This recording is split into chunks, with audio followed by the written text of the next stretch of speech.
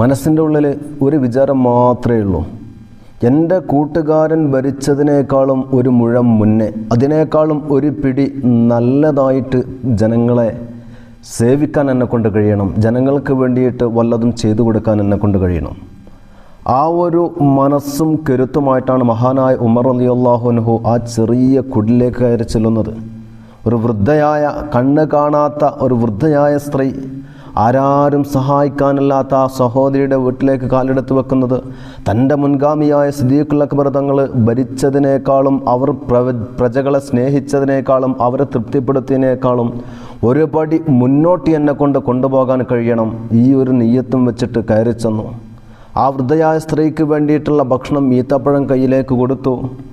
ആ ഈത്തപ്പഴം വായിലേക്ക് ഇട്ടപ്പോഴേക്കും ആ കണ്ണ് കാണാത്ത വൃദ്ധയായ സ്ത്രീ ചോദിച്ചത്, മോനെ, നിൻ്റെ കൂട്ടുകാരൻ മരിച്ചോ?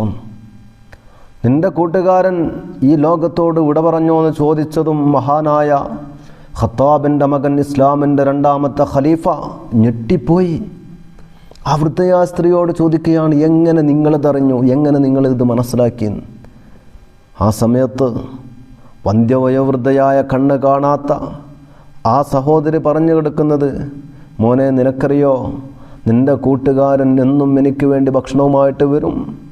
ഞാൻ പട്ടിണി കിടക്കാതിരിക്കാൻ വേണ്ടിയിട്ട് എൻ്റെ കൂരയിലേക്കൊന്നും കടന്നു വരുന്ന നിൻ്റെ കൂട്ടുകാരൻ എൻ്റെ കയ്യിലേക്ക് വെച്ച് തരുന്ന ഈത്തപ്പഴം, ആ ഈത്തപ്പഴത്തിൻ്റെ കുരു കളഞ്ഞിട്ടാണ് എനിക്ക് ഈത്തപ്പഴം തരാറുള്ളത്. ഇത് കുരുവോട് കൂടിയിട്ടുള്ള ഈത്തപ്പഴമാണ്. അപ്പോൾ എനിക്ക് മനസ്സിലായി ഇത് ആള് മാറിയിട്ടുണ്ട് എന്ന്.